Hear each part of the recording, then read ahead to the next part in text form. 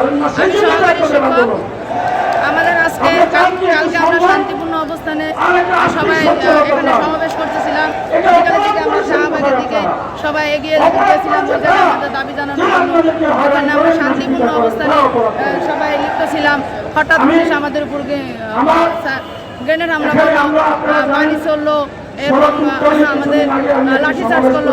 এতে আমাদের 200-300 শিক্ষক আমার নিজের আপন বোন সেও আহত হয়েছে। সে পাড়ার ঠেলায় মারা যাচ্ছিল, আমি সাথে ছিলাম দেখে তাকে টেনে উঠে নিয়ে আসতে পেরেছি। আজ আমাদের 3টা দফার জন্য আমরা আসছি, আমাদের সম্মানের জন্য আমরা মাঠে নামছি। আমরা শিক্ষকরা শ্রেণীকক্ষ রেখে আজকে মাঠে আমাদের সম্মানের জন্য আমরা মাঠে। আমরা খুব লজ্জিত আজকে আমরা এই রাস্তায় নেমে। আমাদের দফা ছিল আমরা 10ম গ্রেডে উন্নীত হতে চাই এবং 100% পদোন্নতি, আমাদের কোনো পদোন্নতি দেওয়া হয় না। এরপরে 16 বছর, 10 বছর এবং 16 বছর পুলিশের টাইম স্কেল, এটা আমাদের চাকরি হতে আমার 12-13 বছর এখন পর্যন্ত আমি একটাও হয়নি। এরকম সকল শিক্ষকদের সম্মান বন্ধ করে রাখা হয়েছে। আমাদের সম্মানের জন্য আমরা রাস্তা নিতে বাধ্য হয়েছি। শিক্ষক দেখে আমরা রাস্তা নিতে বাধ্য হয়েছি। সামনে তাদের বার্ষিক পরীক্ষা, আমরা তারপরও আমাদের বাধ্য হয়েছি এই রাস্তা নামার জন্য। আমরা যেন আমাদের এই দাবি পূরণ করে ঘরে ফিরতে পারি, আমরা শ্রেণীকক্ষে আমাদের নিয়মিত কার্যক্রম পরিচালনা করতে পারি, সেই দোয়া সবার করে যাচ্ছি।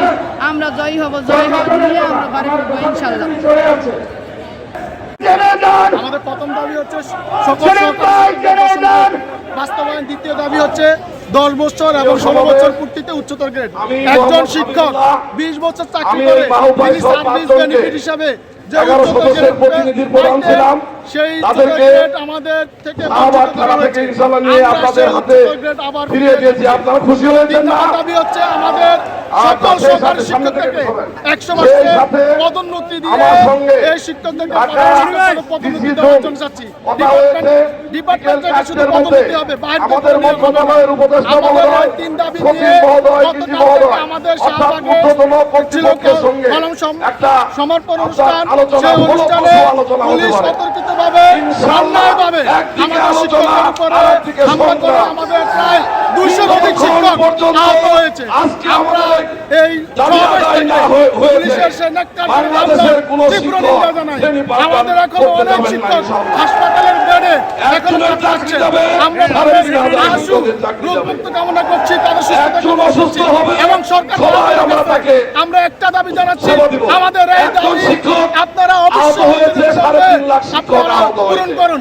এই দাবি বাংলাদেশ জাতীয় সাংগঠনিক সম্পাদক করেছেন। বাংলাদেশ জামাত ইসলামী তাদের কেন্দ্রীয় কাছ থেকে আমাদের এই যুক্তি একত্রতা প্রকাশ করেছেন।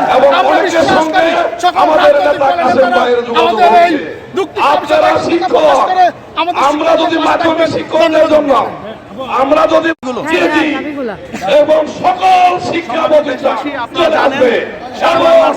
ঢাকা বিশ্ববিদ্যালয়ের পাশে কেন্দ্রীয় শহীদ মিনার, ঢাকা বিশ্ববিদ্যালয়ের সকল ছাত্রদেরকে অনুরোধ জানাচ্ছে আপনারা শিক্ষকের পাশে যে তারা সরকার মহোদয়ের সকল বিশ্ববিদ্যালয়ের ভিভিতে যারা আছে তারা আমাদের পাশে দাঁড়ান। সকল রাজনৈতিক নেতা তারেক জিয়া সহ আমাদের পাশে দাঁড়ান।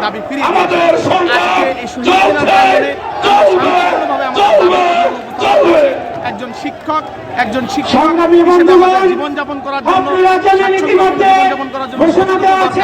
সেই অর্থনৈতিক শিক্ষকের মধ্যে 90% শিক্ষক করতে বিগত সময় শোনা গেছে আমাদের অনেক শিক্ষককে। সেই দৃষ্টিকোণ থেকে আমরা জাতি করি, আমরা জাতি কারিগর বলে আমাদের 10ম ঘোষণা করুন, আমরা স্কুলে ফিরে যাব, আমরা আমাদের